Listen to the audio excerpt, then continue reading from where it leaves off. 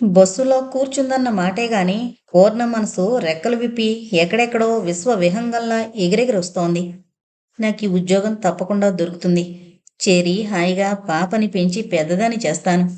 Boarding స్కూల్లో పెట్టి చదివిస్తాను. నా తల్లికి ఒక విజ్ఞానం అబ్బితే చాలదు. మానవత్వం హృదయం నిండా ఉండాలి. ఎదుట స్త్రీ కష్టం తన కష్టంలాగా ఎదుటివారిని ఆదుకునే మంచి మనసు పరవళ్ళు తొక్కేలా పెద్దదాన్ని చేస్తాను. ఏమో నా తల్లి పెద్దయ్యాక ఎలా తయారవుతుందో. అయినా నే పెంచితే ఇంకెవరి పోలికలున్నా నా మనసు పంచుతాను కదా. దానికి నా ధైర్యం వస్తుంది. ఆడదాన్ని అల్పవస్తువుగా తీసి పారేసే ఈ లోకానికో పాఠం చెప్పేలా తయారు చేస్తాను. అప్పుడు పూర్ణ మనసు ఎటో ఉంది.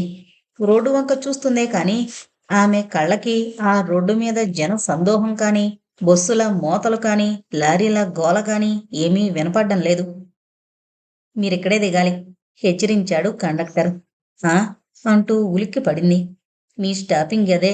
ఓ 10 గజాలు తిన్నగా నడిచి రోడ్డు క్రాస్ చేస్తే పెద్ద గేటు కనిపిస్తుంది. అదే మీరడిగిన ఆఫీసు ఓర్పుగా చెప్పాడు.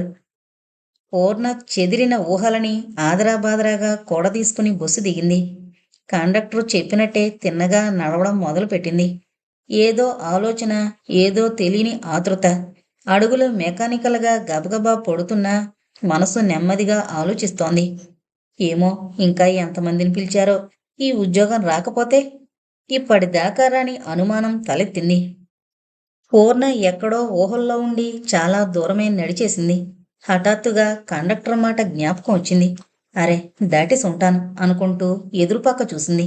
తను వెళ్ళవలసిన ఆఫీసు గేటు ఎదురుపక్క కొంచెం వెనక్కే ఉంది.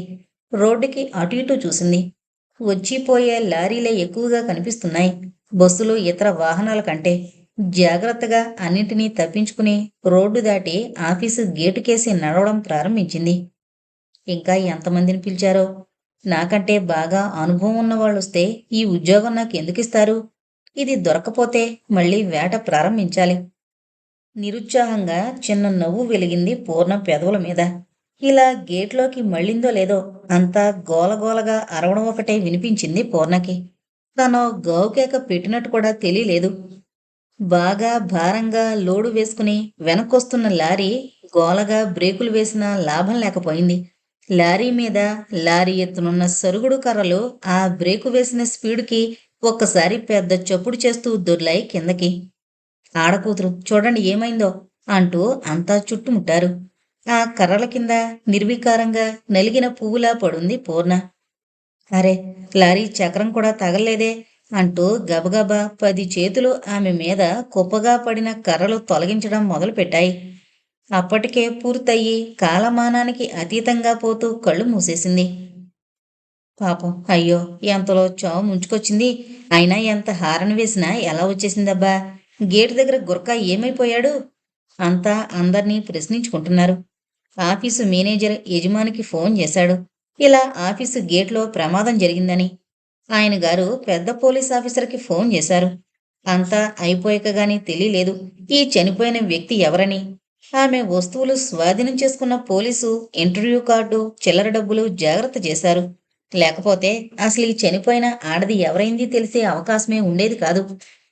అవునండి, ఈరోజు 10:30కి పిలిచాం పాపం. ఆతృత కొద్దీ 9 అయినా దాటకుండా వచ్చేసినట్టుంది అన్నాడు మేనేజర్. ప్రమాదమా ఆత్మహత్య అన్న మీమాంసలో కాసేపు తర్జన భర్జనలు జరిపారు. ఇంతకీ ఈవిడ అప్లికేషన్ తీయించారా అడిగాడు పోలీసు అధికారి. దరఖాస్తుల ఫైలు ఆఫీసర్ ముందుంచాడు మేనేజర్. దాన్ని తిరగేసి ఓ చోట ఆగాడు అధికారి కార్డులో పేరు చూస్తూ. అరే ఈమె దిక్కులేంది, శరణాలయం నుంచి రాసింది. ఓసారి ఆ శరణాలయం వార్డెన్కి ఫోన్ చేస్తాను అంటూ బల్లం మీద ఫోను తన వైపు తిప్పుకున్నాడు. ఒక చేత్తో టెలిఫోన్ డైరెక్టరీ తిప్పుతూ పేరు వెతికి నెంబర్ తిప్పాడు.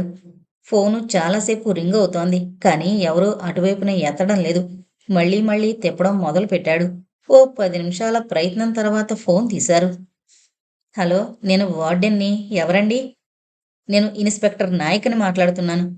అది సరే, మీ శరణాలయం నుంచి ఎవరైనా పూర్ణ అనే పిల్ల ఈ పూట ఉదయం బయటికి వెళ్ళిందా? అనుమానం ధ్వనిస్తోన్న ఇన్స్పెక్టర్ గారి కంఠస్వరానికి అదిరిపడింది వార్డెన్. వెళ్ళడం ఏంటండి, ఉద్యోగానికి పిలిపొచ్చింది. చాలా దూరం కదా అని కొంచెం పెందరాడే కూడా బయలుదేరింది. ఇన్స్‌పెక్టర్ ఏమైంది? మీరెందుకు ఫోన్ చేస్తున్నారు? Sorry madam. ఆమె ప్రమాదంలో మరణించింది. కానీ ఇదేమైనా ఆత్మహత్యా ప్రయత్నం కాదు కదా అన్న అనుమానం మీద వెరిఫై చేయాలని ఫోన్ చేశాను. పూర్ణ పూర్ణ మరణించిందా? అసంభవం ఇన్స్‌పెక్టర్. ఆమె అలా చచ్చిపోదు అంది వార్డెన్. ఇన్స్‌పెక్టర్ నాయక విషాదంగా నవ్వాడు.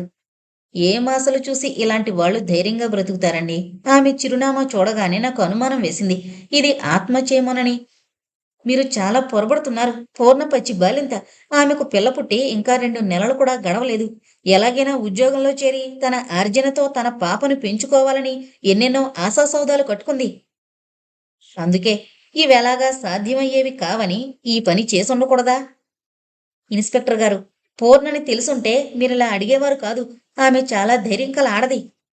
ఇన్స్‌పెక్టర్ ఓ తేలిక నవ్వు నవ్వాడు. వార్డెన్‌కి ఒళ్ళు మండింది. ఇన్స్‌పెక్టర్ గారు, మీరలా నవ్వినా పర్వాలేదు. కానీ పూర్ణ ఆత్మహత్య చేసుకునేంత పిరికిది కాదు. పెళ్లి కాకపోయినా చేసుకుంటానన్న ప్రేమికుడు వంచించినా భ్రూణహత్యకి పూనుకోలేకపోయిందండి. ఇక్కడికెలాగో చేరి పిల్లని కంది. అప్పట్నుంచి ఆమెకొక్కటే ధ్యాస. ఎలాగైనా ఆర్థికంగా తన కాళ్ళ మీద తను నిలబడే ప్రయత్నం చేయాలని, తన పాపని పోషించుకోవాలని తహతహలాడ్డం మొదలుపెట్టింది. ఇన్స్‌పెక్టర్ గట్టిగా నిట్టూర్చాడు. మీ నమ్మకం కాదనలేండి. కానీ మీరు అనుమానించడంలో ఆశ్చర్యం లేదు సార్. అది మీ నైజం. కానీ సాటి ఆడదానిగా నేను చెబుతున్నాను. మరొక్కసారి ఆమె ఆత్మహత్య చేసుకునేందుకు బయలుదేరలేదు. భవిష్యత్తుకి చిన్నదైన బాట వేసుకునేందుకు నాంది పలుకుతున్నానని బయలుదేరింది. ఎంతో ధైర్యంగా, ఎంతో ఉత్సాహంగా బయలుదేరింది. నేనింక చెప్పగలిగిందేం లేదు ఇన్స్‌పెక్టర్. ఇంకా అనుమానాలుంటే ఇక్కడికి రండి. నమస్కారం అని వార్డెన్ ఫోన్ పెట్టేసింది. ఏం మనుషులు! నిజం నమ్మించడం ఇంత కష్టమా? ఆశ్చర్యంగా తనలో తననుకుంది. పక్కనే ఉన్న ఆయాకి ఈ అనుమానం ఎప్పటినుంచో ఉన్నట్టుంది. ఏమో అమ్మగారు, బెడద తీరిందని ఆ పని చేశారేమో అంది. ఆయాకేసి వింతగా చూసింది వార్డెన్. ఇన్ని నెలలు చూసావు పూర్ణని, నీకు అలాగే తోస్తోందా? ఏమోనమ్మా, కష్టం గడుపుకునేందుకు ఎన్నెన్ని నాటకాలైనా ఆడతారిలాంటి వాళ్ళు. ఆ కడుపు దించుకునే ధైర్యం లేక. అవునాయా, ఆ కడుపు తీయించుకునే ధైర్యం లేక భయంకరమైన ప్రసవ వేదన పడి ప్రేమగా కన్నబిడ్డకి 2 నెలలు పాలిచ్చి, లాలించి పెంచి ఇప్పుడు వెళ్ళి చస్తుందా? చాలా పొరపాటే, చాలా పొరపాటు. పూర్ణ అలాంటిది అయ్యుంటే పసిపిల్లని నా గడప మీద వదిలేసి పారిపోయేది. కడుపుతో ఉన్నప్పుడే ఏ లారీ కిందో పడి చచ్చేది. కానీ పూర్ణ అలా చేయలేదు, చేయలేదు. బ్రతకాలని తాపత్రయపడింది. ఏవేవో ఆదర్శాలు పెట్టుకుని, వాటి అంది అందని అంచుని పట్టుకుని వేలాడింది. కానీ పిచ్చిపిల్ల, ఈ లోకం కాకుల మూక అని, ఈ సాటి జాతికి పిడికెడు సానుభూతి చూపే హృదయ వైశాల్యం లేదని గ్రహించలేకపోయింది. ఆ బాధలన్నీ పడి ఎదురు దెబ్బలు తిని తిని కుమిలిపోవడం కంటే ఇలాంటి చావు మంచిదని కనీసం ఆ భగవంతుడు కనికరించుంటాడు. అయితే తన కూతుర్ని ఏం చేయడానికి ససేమిరా ఒప్పుకోలేదు. చివరికి ఆ అనాథనే చేసి వెళ్ళిపోయింది. అయ్యా, ఇప్పుడు కరుణ మనందరిలో ఒకతే అని ఆనందంగా ఉందా? మిగిలిన పిల్లలకు కూడా లేని భాగ్యం కరుణకెందుకు? ఏమంటారు? తేలిగ్గా అడిగింది వార్డెన్. మీరేమైనా అనుకోండమ్మా. ఆ గడప దాటిన ఆమె గారు తిరిగొస్తుందని నేను అనుకోలేదు అంది ఖచ్చితంగా. నేననుకున్నాను. పూర్ణకి తప్పక ఉద్యోగం దొరుకుతుందని, తన పిల్లని తీసుకెళ్లి తన ఆదర్శాలకు అనుగుణంగా తప్పక పెంచుకుంటుందని నేననుకున్నానే. ఈ ప్రమాదం సంగతి తెలియకపోతే ఇప్పుడు కాదు, ఎన్ని ఏళ్ళు గడిచాకనైనా కరుణ కోసం పూర్ణ వస్తుందని నమ్మి వేచి చూసేదాన్నే. అంటుండగానే వాళ్ళ ఫోన్ మోగింది. వార్డెన్ ఫోన్ ఎత్తింది. Sorry madam. నేనే. పిల్లకింకా 5 నెలలు దాటలేదు కదా! మీ ఆధీనంలో ఉండనే ఉంది. తర్వాత విజిలెన్స్ ఇన్స్‌పెక్టర్ చేత సర్టిఫై చేయిస్తాం. ఈలోగా ఎవరైనా పెంపకానికి అడిగితే మీ కమిటీ నిర్ణయించొచ్చు. అలాగే ఇన్స్‌పెక్టర్ గారు. చాలా థాంక్స్. వార్డెన్ ఫోన్ పెట్టేసింది. కమిటీ రిజిస్టర్‌లో కరుణ వివరాలు ఎంటర్ చేయమని క్లర్కుకి చెప్పు. ఈసారి ఎవరైనా పెంపకం కోసం నెలల పిల్లనడిగితే కరుణను కూడా చూపెట్టండి అని ఆయాకి చెప్పి వార్డెన్ లేచి తన గదిలోకి వెళ్ళిపోయింది. ఆయా వింతగా వార్డెన్ కేసి చూస్తూ నిలబడిపోయింది. ఆ అమ్మగారు ఇలాంటి వాళ్ళందరినీ నమ్ముతారు అనుకుంది. తిన్నగా ఆఫీసులో క్లర్కు గదిలోకి వెళ్ళి వార్డెన్ చెప్పిన వివరాలన్నీ అప్పగించింది. ఇంకా మేత టైం అయింది. పొలమంటూ ఒక్కసారి మీద పడతారు పాడు మూక. ఉద్యోగం అని కానీ ఇలాంటి దౌర్భాగ్యపు మూకకి చాకరీ చేయడమేమిటి నా కర్మ అని విసుక్కుంటూ వంటగదుల వైపు సాగింది ఆయా. కాల గండ బేరుండానికి సైజు బరువే కాదు, వేగం కూడా ఎక్కువే. అయితే కాలగమనం కంటికి కనిపించదు, గడిచిపోతుంది. ఏనుగు నడకలాగా నడుస్తున్నట్టు తెలియకుండానే ఏళ్ళు ఊళ్ళు మింగేస్తుంది. పూర్ణ చనిపోయినాటికి బక్కగా ఎందుకు పుట్టాను బాబోయ్ అన్నట్టు ఎప్పుడూ ఏడుస్తూ ఆయాలని పసివాళ్ళని విసిగిస్తూ ఉండే నెలల కరుణ కొంచెం గడి కట్టడం ప్రారంభించింది. అనాథ శరణాలయంలో పని మనుషులకే అక్కడి పిల్లలంటే విలువ లేదు. ఇంకా పై వాళ్ళకి ఎక్కడి నుంచి వస్తుంది? తిండి పడేయడం డ్యూటీ, రోగం వస్తే మందు వేయడం మరొక డ్యూటీ. బట్ట పాడు చేసుకున్నా, వాంతులు చేసుకున్నా కడగడానికి కడుగుతూ ఛీ, ఏ జన్మలో ఏ పాపం చేసుకున్నానో, ఈ జన్మలో ఇక్కడ పని అని తిట్టుకోవడం వార్డెన్ గారు వెనకపోలేదు. ఆమె తత్వం చాలా గమ్మత్తయింది. ఆమె ఆదరణకి తన పర భేదం లేదు. వీళ్లల్లో ఎందరూ మహానుభావులుంటారో ఎవరు చూడొచ్చారు అని అనుకుంటున్నామే. ఎప్పుడూ పిల్లల పక్షం వహించి పని వాళ్ళని కేకలేస్తుంటుంది. ఇష్టం లేని పని చేయడం కంటే మానేసి ఇంకో పని చూసుకోవడం మంచిదని అనేక సార్లు హెచ్చరించేది. అందుకే ఆ శరణాలయంలో ఆయాలు పనివాళ్ళు ఎప్పటికప్పుడు కొత్త వాళ్లే. ఉదయం పూట శరణాలయంలో చాలా గోలగోలగా ఉంటుంది. పాలకేడ్చే పసివాళ్ళని ఓదార్చేవాళ్ళేరి ఉండరు. డ్యూటీ టైంలో వచ్చి పాల డ్యూటీ ముగించే ఆయాలే గాని ఆకలి తీరిందా అని పొట్ట తడిమి చూసే తల్లులేరి ఉండరక్కడ. పాల సీసాలో పాలు నింపి వరుసగా పిల్లల నోట్లో కుక్కుతూ రావడమే ఆయా డ్యూటీ గాని సరిగ్గా తాగుతున్నారా లేదా చూడవలసిన బాధ్యత వాళ్ళకి లేదు. పాలు అందరికీ అందను ఆ పసివాళ్ల హాలులో గోల తగ్గుతూ వస్తుంది. విచిత్రం, పసివాళ్ళు తన చుట్టూ వాతావరణానికి ఎంత సర్దుకుంటారు. లాలించి ఓదార్చి పాలు పడితే ఇటు అటు తోసేస్తారు గారాల పట్టీలు. కాని ఇక్కడ వాళ్ళకి అదేం ఉండదు. పాలపీక నోటికి తగలగానే అంతా గప్చిప్. గట్టిగా ఏడ్చేవాళ్ళని ఒకటంటిస్తూ ఏడిస్తే ఇదివ్వను అని బెదిరించే ఆయాల మనస్తత్వం ఆ నెలల పాపలకే అర్థమైపోతుంది. కరుణ వాళ్ళ మధ్యలో ఒక్కత్తిగా పెరుగుతోంది. నెలలు ముదిరిన కొద్దీ కొంచెం ఆరోగ్యంగానే కాదు, బాగా బొద్దుగా తయారైంది. అల్లరి కూడా అమితంగా చేసేది. అంత అల్లరి చేసినందుకు ఏ ఆయ అయినా ఒకటంటించినా దాని చేయి పట్టుకుని వదిలేది కాదు. అప్పుడే మొండిగటం అని పేరు తెచ్చుకుంది. ఆ తల్లి చచ్చిపోయింది కనుక సరిపోయింది అనుకునేవాళ్ళు పనివాళ్ళు. కరుణ వీళ్ల తిట్లే దీవెనలుగా ఫలించి పెరుక్కొచ్చింది. కరుణని చూసినప్పుడల్లా వార్డెన్కి పూర్ణ కళ్ళల్లో మెదిలేది. ఎంతెంత ఆశలు మనసుని పెంచుకుని కన్నది పాపని అన్న సంగతి జ్ఞాపకొచ్చినప్పుడల్లా ఆమెలో ఒక వెల్లువల కరుణ పట్ల ప్రేమ పొంగేది. ఆ పని నేనే చేస్తాను, ఎందుకు చేయకూడదు?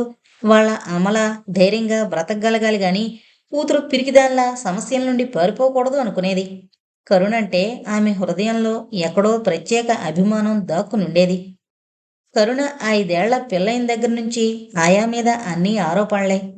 చూడమ్మా కరుణ అంటూ ఏ పిల్లో పిల్లాడో నేరం చెప్పని రోజు ఉండేది కాదు. భోజనాల టైం. వరుసగా పిల్లలు పళ్ళాలు పట్టుకుని నిలబడున్నారు. ఎందా అంటూ గరిటె విదిల్చింది ఆయా. కరుణ ఉరిమి చూసింది. నాకక్కర్లే, ఇదేం బాగాలేదు అంది పళ్ళెం వంచేస్తూ. అయితే మాడు, పొగరకేం లోట్లేదు, మింగడానికి మెతుకుల్లేవు గాని డాబుకేం లోట్లేదు విసుక్కుంటూ వరుస వడ్డంలో వెళ్ళిపోయింది ఆయా. ఛే, తినకండే, మనకం తెచ్చిన నూక వంటాడు ఆయా కలిపి అమ్మేశారు, నే చూశాను. ఇది వాళ్ళ గంజిలో. కరుణ మాట పూర్తి చేయకుండానే వెనక్కొస్తూ కరుణ చెవి పట్టుకుంది ఆయా. ఏంటే కూసో? ఒక్కసారి తల విదిల్చింది కరుణ చెవి విడిపించుకునేందుకు. మిగిలిన పిల్లలు బెకుమొకాలు వేశారు. మర్యాదగా తిని వరుసగా క్లాసుకేసి నడవండి, లేకుంటే. ఆయా మాట పూర్తి కాకుండానే పిల్లలు తినడం ప్రారంభించేశారు. కరుణ అలాగే నిలబడిపోయింది. వెళుతూ వెళుతూ గరిటెతో కరుణని ఆయా తల మీద ఓ మొత్తు మొత్తి, ఎంత జానవే, వేళ్ళు నవ్వలేదో, 2 రోజులు మాడిస్తే నువ్వు కాదు నీ తల్లో జేజమ్మ దిగి రావాలి తినడానికి అంటూ వెళ్ళిపోయింది. కరుణ పౌరుషంగా తల విదిలించి తోటకేసి పరిగెత్తింది. కుళాయి దగ్గర నీళ్లు తాగి పరికిణీ అంచుతో ముఖం తుడుచుకుంది కరుణ. తోటలో బాగా వెనక 4 అబ్బాయిలు గోలగోలగా గోళీలాడుతున్నారు. చాలా కుతూహలంగా వాళ్ళాట చూస్తూ నిలబడింది.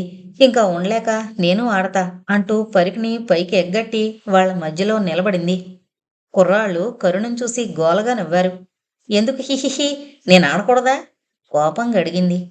ఆడపిల్లలెక్కడైనా గోళీలాడతారా? అడిగాడొకడు. ఏం, మగాళ్ళే ఆడాలని రాసుందా? చిపో, నువ్వు మాలో రాకు విసుగ్గా కసిరాడొకడు. ఏ గోవిందు, జాగ్రత్త అంటూ చొక్కా పట్టుకుంది. వాడు విదిలించుకునేందుకు గింజుకున్నా వదల్లేదు కరుణ. పెద్ద మగాడు బయలుదేరాడు. ఆడపిల్ల గోళీలాడకూడదేం? నన్ను ఆడనివ్వకపోతే నువ్వెలాడతావో చూస్తాను అంటూ బలవంతంగా వాడి చేతిలో గోళీలు లాక్కొని వెక్కిరించింది. అయిందా అబ్బాయి గారి పెళ్ళి అంటూ పారిపోయింది. ఉండు, నీ పని అమ్మగారితో చెప్తా. ఏడుస్తూ కుర్రాడు ఆమె వెనక పరిగెత్తాడు.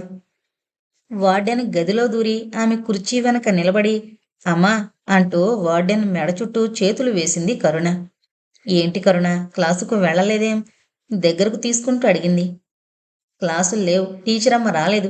అయినా అలాగే క్లాసులోనే కూర్చోవాలంది ఆయా. నేనేమో పరిగెత్తి వచ్చేశాను. అంతేనా? అవును కాదు అంటూ అడ్డంగానూ నిలువుగానూ తలూపింది కరుణ. ఇంతట్లో ఏడుస్తూ గోవింద్ వచ్చేశాడు. వాణ్ణి దగ్గరకు తీసుకుంటూ ఏం గోవిందు, ఏమైంది? చిచ్చి, అలా ఏడొచ్చా? ఇది అంటూ కరుణకేసి వేలు చూపించాడో లేదో. గోవిందు, ఇది అది అంటే ఊరుకోను. కుర్చీ వెనక నుంచే అరిచింది కరుణ. నువ్వు ఊరుకో కరుణ, ఏమైంది గోవిందు చెప్పు. బొజ్జగించింది గోవిందుని. నా గోళిక్కాయలు లాక్కుని నాతో దెబ్బలాడి నన్ను ఏడిపించి నా స్నేహితుల ముందేమో. కరుణ కిలకిలా నవ్వింది. గోవిందుకి మరీ దుఃఖం పొంగుకొచ్చింది. నీ స్నేహితుల ముందు ఏం చేసిందమ్మా చెప్పు, బ్రతిమాలింది వార్డెన్. వెక్రించిందమ్మా, బావురుమన్నాడు. చె, ఆడపిల్లలా ఏంటా ఏడుపు? ఏం కరుణ, ఎందుకలా చేసావు? తప్పు కదూ? కరుణని కుర్చీ వెనక నుంచి ముందుకు లాగుతూ అడిగింది వార్డెన్. తప్పేముంది? ఆడపిల్లలు గోళిక్కాయలు ఆడకూడదన్నాడు, అదేం తప్పు కదా? ఆట ఆటే, నేను ఆడతానన్నాను, వద్దని నవ్వారు, గోళిక్కాయలు లాక్కున్నాను. తల విదిలిస్తూ చెప్పింది కరుణ. మళ్ళీ ఏదో తెచ్చినట్టుందే. ఆయా గదిలోకొస్తూనే కరుణను చూసంది. మీ ఇద్దరూ వెళ్ళండి. కరుణ, గోవిందు దగ్గర లాక్కున్న గోళికాయలిచ్చాయి కసిరింది వార్డెన్. వాటిని విసిరేసి వెళ్ళిపోయింది కరుణ. పొగరకేం లోటు లేదు, వేదవ పొగరు ఇదిని విసుక్కుంది ఆయా. పొగరంటావేంటి, పౌరుషం అనక. ఆ తల్లి ఎంత దురదృష్టవంతురాలు, ఇంత చక్కని పిల్లని తన చేతుల మీద పెంచుకోలేకపోయింది. ఇంకా నమ్ముతున్నారా ఆ తల్లి బ్రతుకుంటే తిరిగొచ్చేదని? హేళనగా అంది ఆయా. చూడు కనకమ్మ, నువ్వు అనవసరంగా కరుణ మీద పగబట్టినట్టు ప్రవర్తిస్తున్నావు. అది నీకేమన్యాయం చేసింది? బాధ ధ్వనిస్తోంది వార్డెన్ గొంతులో. లేకపోతే ఏంటమ్మా, పుట్టి సిసింద్రి, అందరితోనూ గిల్లి కజ్జాలే, ఆడ మగ తేడా లేదు విసుక్కుంది ఆయా. వయసొస్తే ఆ అల్లరి తగ్గిపోతుంది, చిన్నపిల్ల కదా. ఈ పూటకే రవ్వ తీసిస్తారా? అందుకొచ్చి మరిచిపోయాను. వచ్చిన పని జ్ఞాపకం చేసుకుంది ఆయా. స్టోర్ రూమ్ కేసి నడిచారిద్దరు. తోటలో పిల్లలు గోల చేస్తూ ఆడుకుంటున్నారు. గాలిపటాలు రెండు ఆకాశంలో పోటీలు పడి ఎగురుతున్నాయి. దారం చేతిలో గట్టిగా పట్టుకుని అమితానందంగా పైన ఎగురుతున్న గాలిపటాలు చూస్తోంది కరుణ. అప్పుడే ఎవరో పిల్లల్ని చూసుకునేందుకొచ్చి వెళుతున్నట్టుంది. వారిని సాగనపుతూ తొందరేం లేదు, మీరు నిదానంగానే ఎంచుకోండి అంటోంది వార్డెన్. కరుణ చెవిన పడ్డాయి ఈ మాటలు. పక్కనే చాలా తీక్షణంగా కొమ్మను తగులుకుపోతున్న గాలి పడగలు తప్పిస్తోన్న గోవింద్ కేసి ఓసారి చూసింది కరుణ. ఏం గోవిందు, పిల్లల్ని పెంచుకునేందుకు వచ్చిన వాళ్ళు అబ్బాయిల్ని అడుగుతారేం, నే బాగలేనా? కుతూహలంగా అడిగింది. ఆడపిల్లల్ని పెంచుకోరు, డబ్బు దండగా అన్నాడు గోవిందు పెద్ద ఆరిందలా. అబ్బాయిలైతే హాయిగా పెద్దయ్యాక సంపాదించి పెడతారు. మన టీచరమ్మ ఆడది కాదా, మన వార్డెనమ్మ ఆడది కాదా, వాళ్ళు డబ్బు సంపాదించడం లేదేంటి? అలాగే నేను పెద్దయ్యాక ఉద్యోగం చేస్తాను అంది కరుణ. గోవింద్కేం సమాధానం చెప్పాలో తెలియక ఓ క్షణంసేపు తల గోక్కున్నాడు. ఇది వెదవగోల. ఆడది మగవాడు ఒకటెలా అవుతారు? ఆడాళ్ళు సంపాదించినంత మాత్రాన మగాళ్ళంత గొప్పవాళ్ళు అవరు అన్నాడు. ఏం అంది కోపంగా కరుణ. అదంతే విసుగ్గా అన్నాడు గోవిందు. ఏం మహా గొప్ప? నిన్న నీ గోళికాయలు లాక్కున్నానా? ఇవాళ చూడు, నీ గాలిపటం తెప్పి కిందకి దింపి చింపి నీ ముఖాన పారేకపోతే నా పేరు కరుణే కాదు అంటూ గాలిపటం మీదకి దృష్టి మళ్లించింది.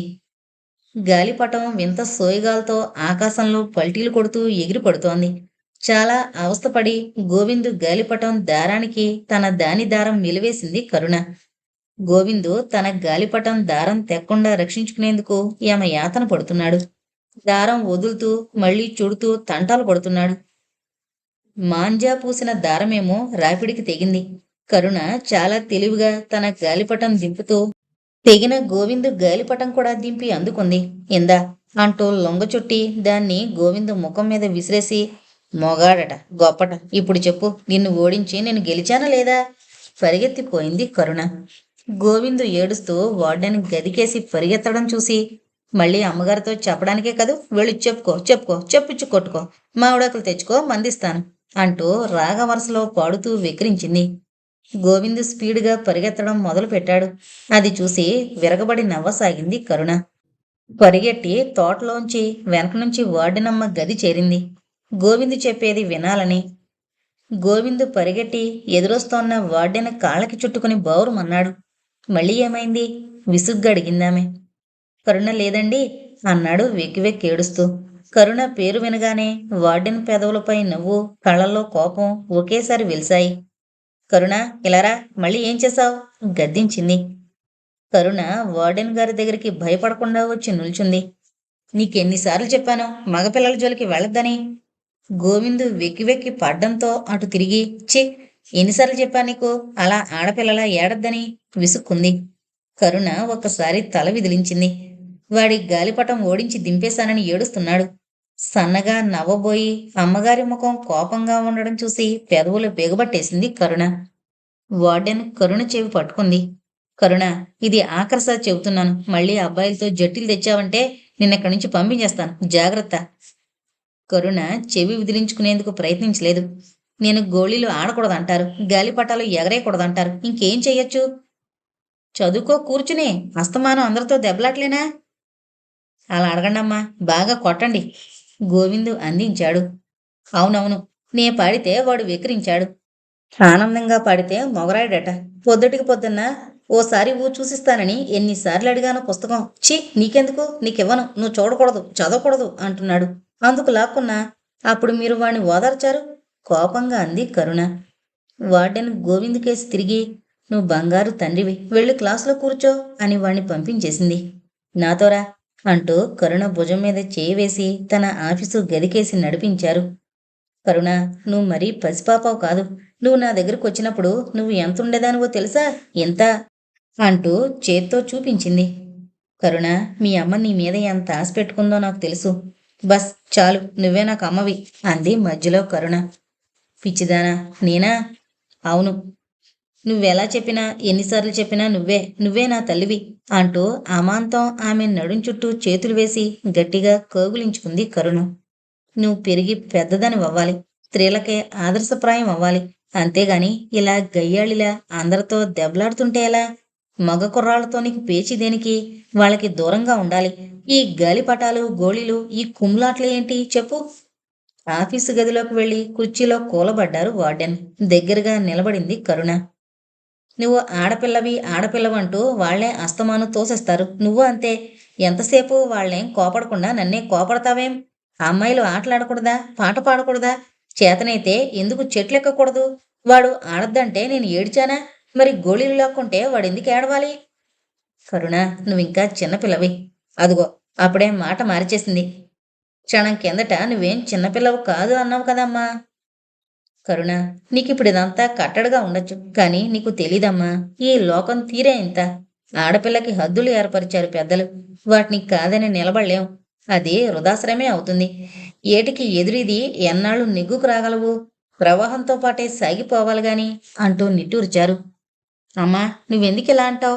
ఈ హద్దులన్నీ నాకే ఎందుకుండాలి? ఆ గోవిందుగాడికే ఉండాలిగా. అసలు మొగాడికి ఏ హద్దులు లేవు.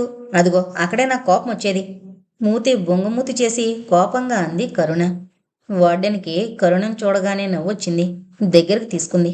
పిచ్చి, బుద్ధిలో సమానత్వం చూపెట్టు, అల్లర్లో ఎందుకు? పోమ్మా అంటూ వార్డెన్ చేతులు విదిలించుకుని, మీరెప్పుడూ ఆ అబ్బాయిల్ని వెనకేసుకొస్తారు, మీకు వాళ్ళంటేనే ఇష్టం, నేనింక మీతో మాట్లాడను అనేసి తోటకేసి పరిగెత్తింది కరుణ. అలా పరిగెట్టిపోతున్న కరుణ పరికిణి వెనక గాలిబుడగలా కనిపిస్తోంది. దాని కింద కరుణ పాదాలు నేల కాననంత వేగంగా చెంగు చెంగున పరిగెత్తుతోంది. ఒత్తుగా పొట్టిగా ఉన్న జుట్టు విచ్చుకొని నల్లని మేఘం కమ్ముకున్నట్టుంది. వార్డెన్ కరుణకేసి అలాగే చూస్తూ కూర్చుండిపోయింది.